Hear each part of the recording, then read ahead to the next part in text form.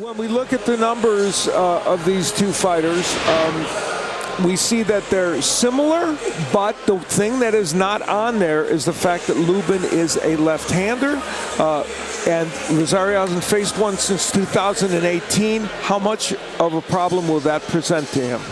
And the rules, no 3 knockdown rule. Only the referee can stop the fight. A fighter cannot be saved by the bell in any round. If an accidental foul or headbutt causes a fight to end within 4 rounds, it's a no decision. After 4, they go to the scorecards for a technical decision. Let's get the official introductions from Jimmy Lennon Jr.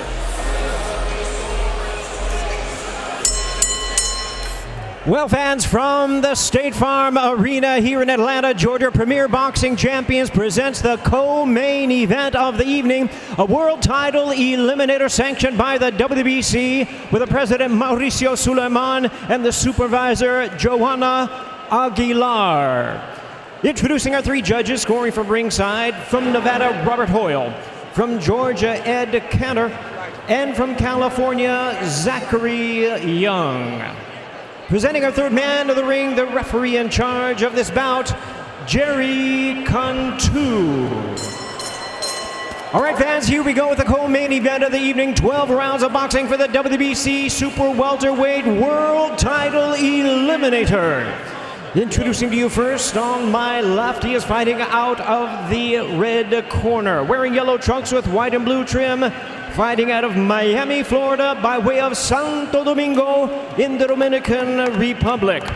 He weighed in at the super welterweight limit of 154 pounds with a record of 20 wins, 2 losses, and 1 draw. He has 14 wins coming by way of knockout. Ladies and gentlemen, here is the WBC number 3 ranked world contender, introducing the former unified 154-pound champion of the world, Jeison Banana Rosario. And his opponent across the ring on my right, fighting out of the blue corner, wearing red trunks with black trim, fighting out of West Palm Beach, Florida. He weighed in at 153.5 pounds with an outstanding record of 23 wins, 1 loss, and 16 wins coming by way of knockout. Ladies and gentlemen, here's the Southpaw WBC number 1 ranked super welterweight contender, introducing Erickson, the Hammer Lubin. And once again, a referee in charge. Now to give instructions, 12 rounds of action, we have Jerry Cantu. Papi, la boca. Tu pantalón es un poco alto, aquí estás delegado. Gentlemen, you were given your respect in the dressing room. Estás recibiendo sus instrucciones en el camerino. Tuck them up, don't go levantes.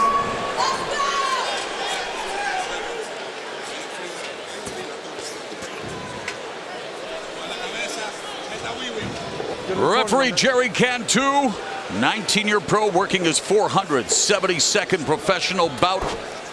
An important one at 154 pounds, the winner knocking on the door of a title shot. The bell and round 1. Erickson Lubin in the red with black and silver trim. Rosario in the yellow, white, and blue.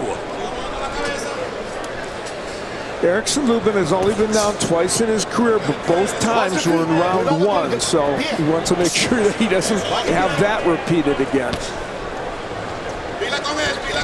Lubin is such a master at picking his shots. He's always sharp, always alert, but he has to be twice as alert when it comes to this fight because Rosario always comes to fight. Lubin has never fought an opponent with a losing record, which is highly unusual. Meanwhile, Rosario, the combined record of his last 5 opponents, 117-6-2 with 1 no contest. You are looking at the upper echelon of the 154-pound weight class where there are so many talented fighters. Absolutely. These 2 men have not taken the easy road, that's for sure. And again, we will hopefully determine an undisputed 154-pound champion July 17 when Jermell Charlo battles Brian Castaño. Lubin trying to get his jab untracked. When he is at his best, he's using that punch. Always a great setup jab for Lubin for that right hand. Either as a looping right hand, as he threw it right there, or a straight right hand. In his most recent outing, Lubin defeated U.S. Olympian Terrell Gausha by unanimous decision in September of last year. Prior to that, became the first person to stop former belt holder Ishe Smith. In addition to a win over Nathaniel Gallimore in October 2019, the same Gallimore was the first person to defeat Rosario. It's very incestuous in the 154-pound division because everybody fights each other, and that's one of the charms of the division. That's exactly what Julian Williams said and why it's such a fan-friendly division. Throwbacks, my friend. You know, Rosario, you can feel him looking to get that right hand in. You know, he's got a good right hand. He's just waiting to kind of uncoil it and wing that punch. After Rosario's first defeat back in 2017, he came back against an opponent who had only 5 fights. This time, trying to rebound against one of the best in the division. You got to give him credit for that. Amen. Rosario, definitely. And, you know, he's in there. He's doing a good job. You know, Lubin, a great boxer, always using that jab. But Rosario does not stop, always looking for a fight. Rosario, intent on putting on the pressure, loves to come with that downhill pressure. And, of course, Lubin working with Kevin Cunningham, shoring up his overall game, maturing as a fighter, and opening up here in the final seconds of the first.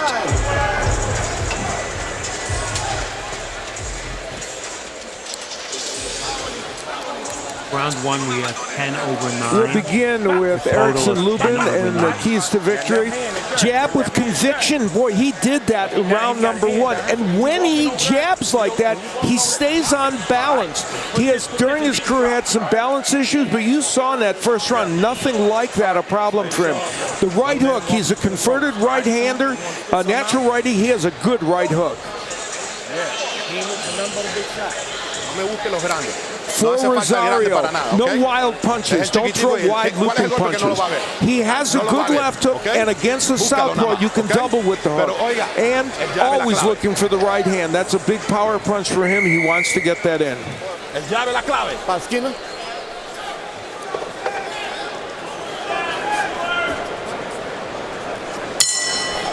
The bell and round 2.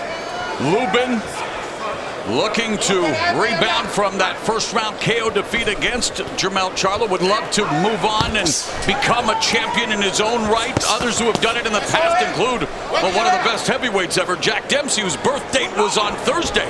He came back from a first round knockout to become heavyweight champion as, well, Rosario trying to put heavy shots together on the body of Lubin. The Manasseh Mauler.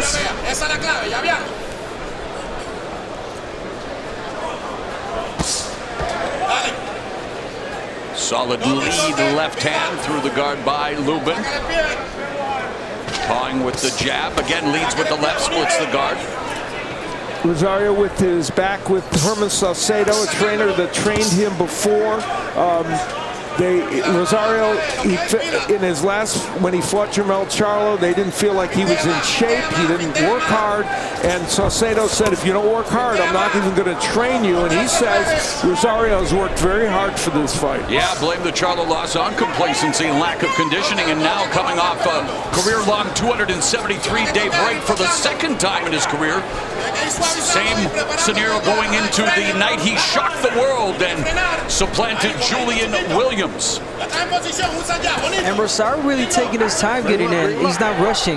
That's key for this fight. You don't want to rush in against Lubin because you're going to walk into that left.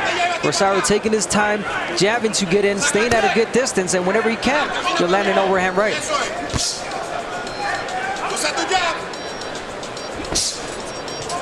Nice jab to the body by Lubin, and then goes upstairs working the jab. Economical output for both fighters here. Coming up on the final 60 seconds of the second round.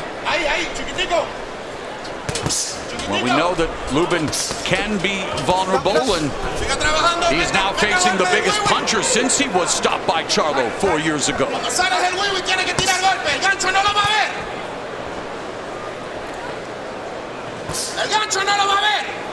Rosario's corner.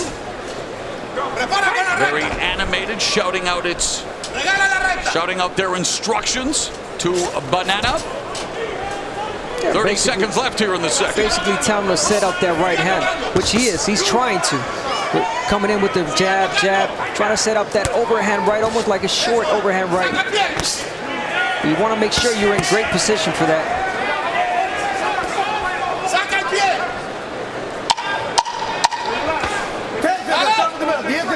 Raising right to the body by Rosario has Lubin on the ropes as we come to the end of round number 2.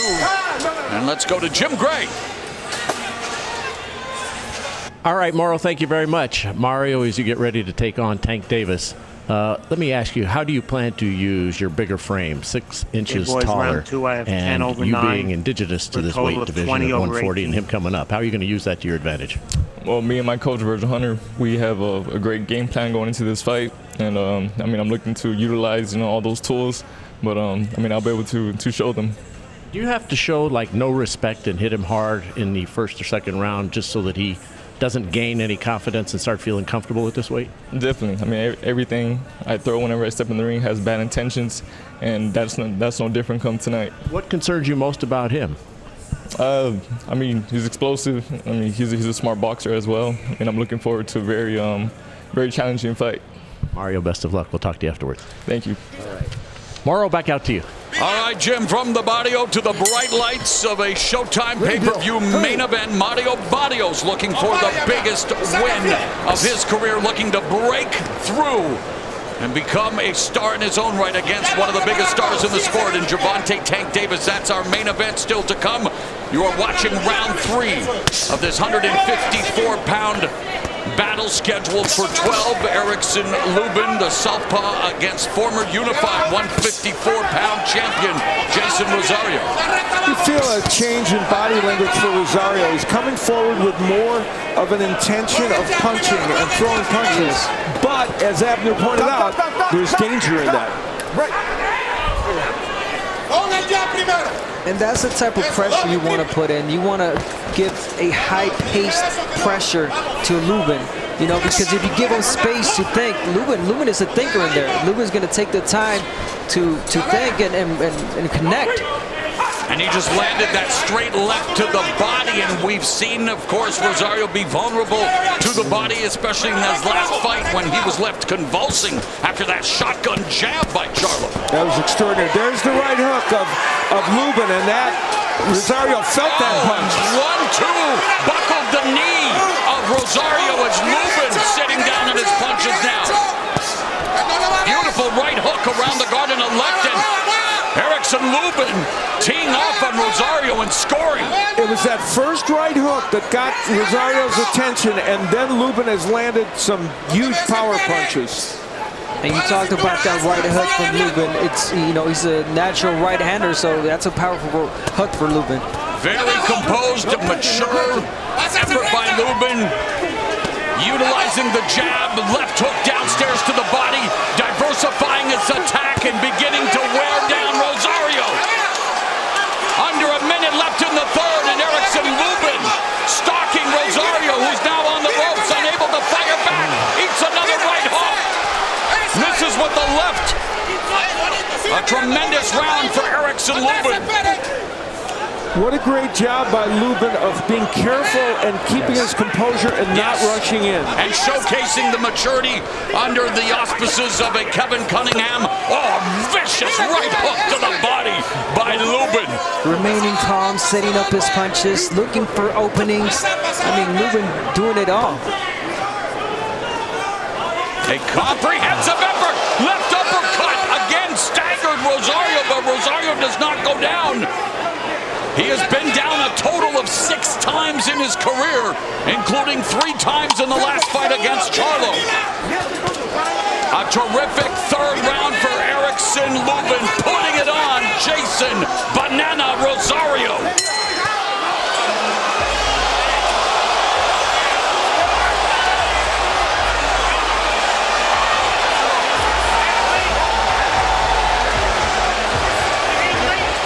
Sit down. 10 over 9, a total of 30 over. Let's get some air here.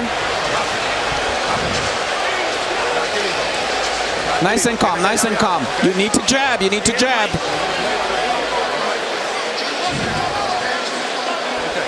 Okay, be nice and calm. He's going to come like a crazy man now. You got to be available. Be strong for this round. Huge round for Erickson Lubin. It started with the right hook. That was the punch that got Rosario into trouble. And then he followed it up with the left hand, and Rosario was in all kinds of trouble. And I'll tell you, Rosario wobbled back to his corner as we see Lubin with his, that last right hook really stunned Rosario. Beginning of round 4, Lubin will continue to try to test Rosario's punch resistance. And Rosario now coming forward, trying to establish the jab, but he does not look stable, Abner. Yeah, now Lubin doing the right thing. You don't want to rush, into a power puncher. You wait for the opportunity. You saw that it's there already, so Lubin doing the right thing, and he's just waiting for a great opening. And he lands again, another left through the guard. It's funny, over 7.5 rounds against Terrence Gachet, Lubin couldn't land these kind of power punches, but he said, you know what, Rosario's style's better for me, I'm going to land him right away. And then tremendous effort for Lubin. Sidesteps Rosario. Rosario trying to get back on track. Standing in front of Lubin, he seems to have recovered a bit, going to the body, missed with the right uppercut, but lands the left hook. Wow, talk about coming back, Rosario, after being hurt. I'm astonished that he's been able to come back. He wobbled to his corner. Rosario knows abject poverty. He has had to overcome so much in his life to get to the top of the sport. He was a champion, was dethroned in his last fight, and now knows just how important this fight is because, as we mentioned many times, one loss can derail a career. Back-to-back losses, even at this level of the sport, wouldn't necessarily be a good thing for Jeison Rosario. Rosario's starting to throw the left hook better and landing it to the body and the head. And it's really how you lose the fight. And if it's another knockout loss for Rosario, that just takes a lot from me.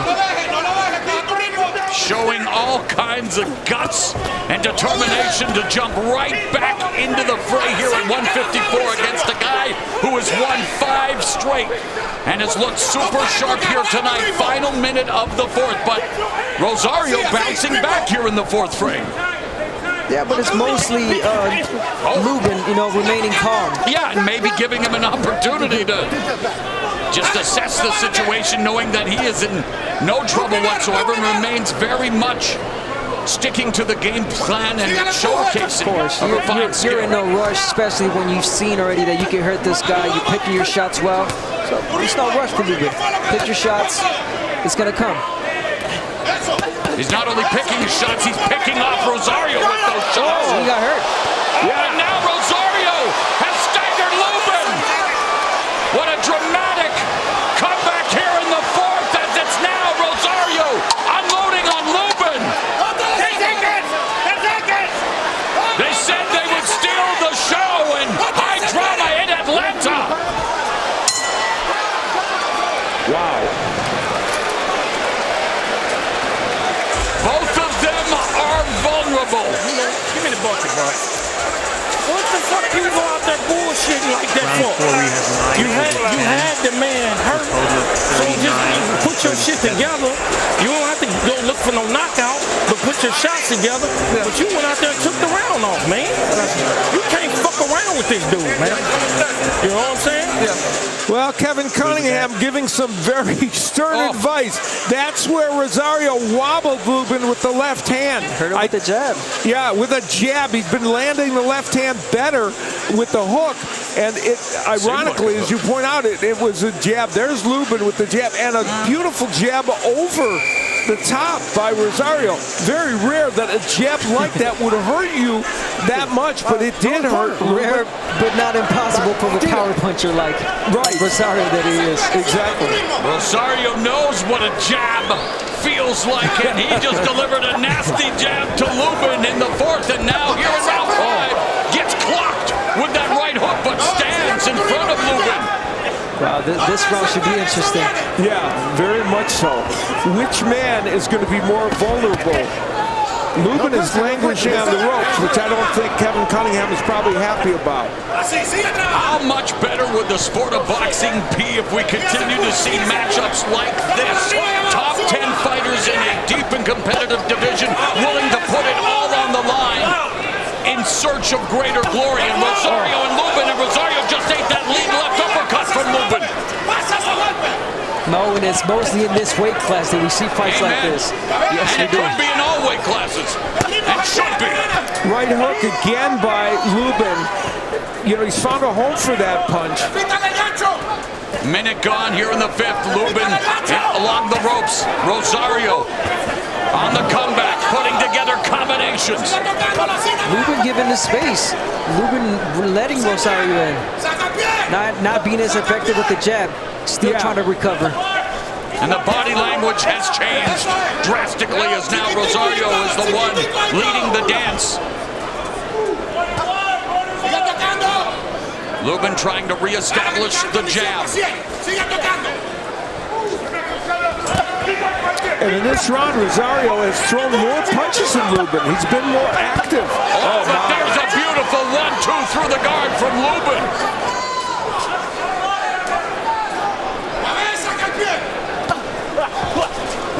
Lead right hand landed for Lubin as Rosario closed the distance, looking to land the uppercut on the inside. Double jab splits the guard for Lubin. In the latter portion of Lubin's fight with Gachet, he was stunned, but came back to land lots of power punches, so he's got that resiliency as well. Under a minute left here in the fifth. Rosario trying to get by the jab of Lubin. Lubin trying to use angles, but gets tagged. Wow, what a round it has been. Both had their moments already. Really close round for both.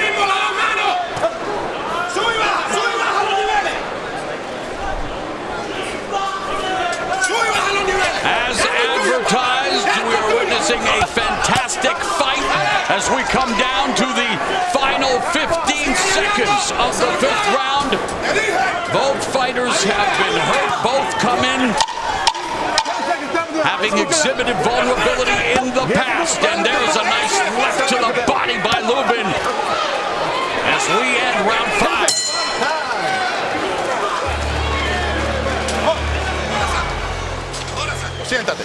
Better round, better round. I like that round. You can go 20 rounds. Now you're going to come with your second air here, and those are really hurting him already. Those punches are hurting him. Lower your arms. Let's go. A nice deep breath now. Another one. Let's go. That's it. All right. You're letting him jab a little more than what you should be doing. You got to jab more than him. Just jab. That's what I want you to do. Get your rhythm. Your rhythm is the key in this fight. Okay? So when you boxing and you sticking and you stabbing, you fainting, you can hit him with a left hand whenever you want to. And scoot up with your left hand, with your jab, scoot, and fire your left hand, come back with the hook. All right?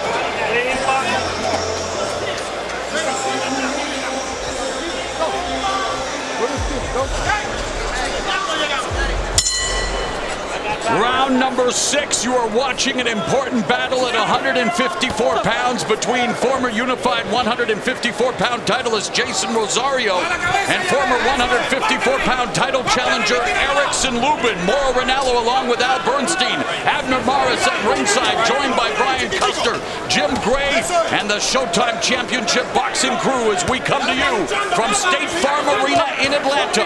We're still to come, the main event, a battle of undefeated as Gervonta Tank Davis dares to be great, jumping up 2 weight classes to 140 to meet Mario Barrios. You know, it's interesting that both trainers wanted the jab from their man, kind of for different reasons, but they both wanted that punch more. Oh, nice uppercut by Lubin.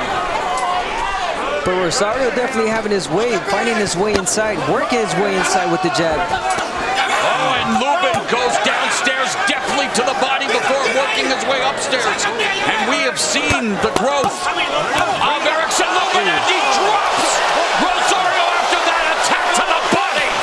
4, 5, 6, 7, 8. There we go. Oh, yeah. Move away. Rosario goes down for 7th time in his career. Lubin looking to reap the dividends from the investment to the body, and Rosario is down again. He hit him on the ground. He hit him on the ground. He hit him on the ground. He hit him on the ground. Stop! It's hammer time!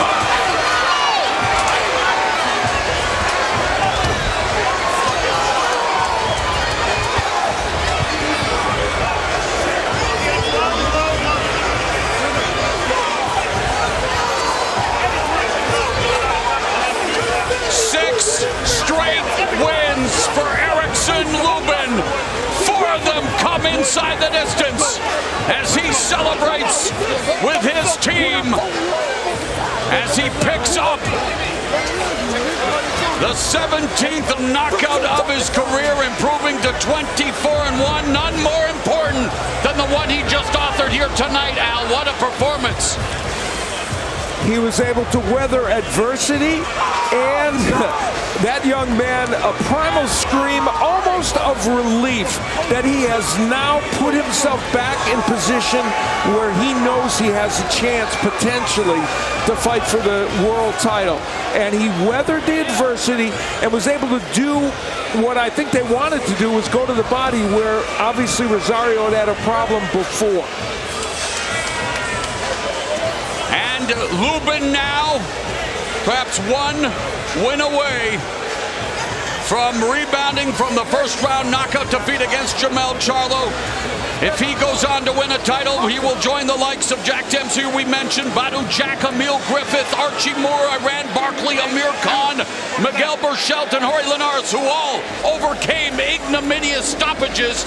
And of course, our main man, Abner Mares. You know what it's like, my brother.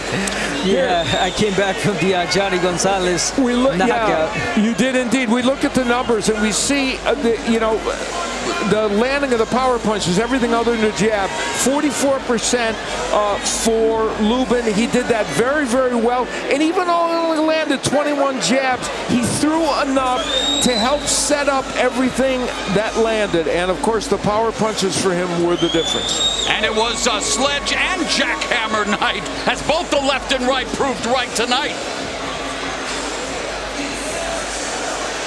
We'll go back to the very first knockdown, which was a result of the body work by Erickson Lubin. You get a view from the top. Terrific left hand and then a right, and it was the right to the body that ultimately got him into big trouble. The jab was just window dressing on that, and that was where Rosario began to get into major problems. Same knockdown, and Abner will see the body work. Yeah, there's 2 body shots. The first one was basically a setup for that next one, which was a left body shot. Rosario, you can see it down in pain. I mean, body shots are really hard to recover from. Paralyzing. Yes. And then it was 2 of them. That one had a lot of power into it. Maybe a little low? Yeah, the left one was a little bit low, but it was the right one, I think, that really hurt him. And that wouldn't be the only moment, by the way, of potential controversy, which we're going to get to in just a moment or two when we, but there was also some other issues. So here, we'll take a look at Lubin. He is a happy man. Celebrating with his son. And the end of this fight, some things to watch for. Now, here is Lubin getting him in trouble. Now, he's on the ground and a right hook lands. Now, in the corner of Rosario, they were going crazy about that as if it was illegal, and he was down, but Lubin was kind of in the middle of that punch when he was starting to go down. And plus, Rosario was on the ropes when he landed that right hand. But so, he really did not go down because of that jab. It was a body shot that was already giving him problems. He even grabbed his body there, like complaining from the body shot. Yeah, the body shot was clearly what did the damage. He did not recover. Great effort by that young man who exercises any demons he may have had from 6 fights ago when he lost to Jermell Charlo. He's all the way back. Erickson, Lubin lowering the boom and celebrating with the Southpaw Whisper, Kevin Cunningham. They are now 6-0 together. They have a very close relationship, and that demonstrates it. And Kevin Cunningham has specialized in training left-handed champions. Does he have another one in Erickson Lubin? Let's make it official with the one and only Jimmy Lennon Jr.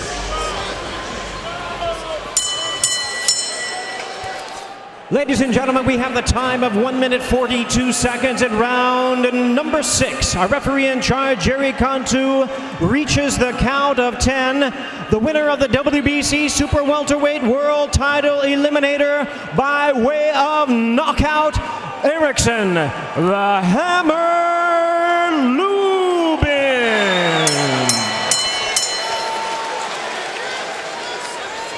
Let's go to Jim Gray.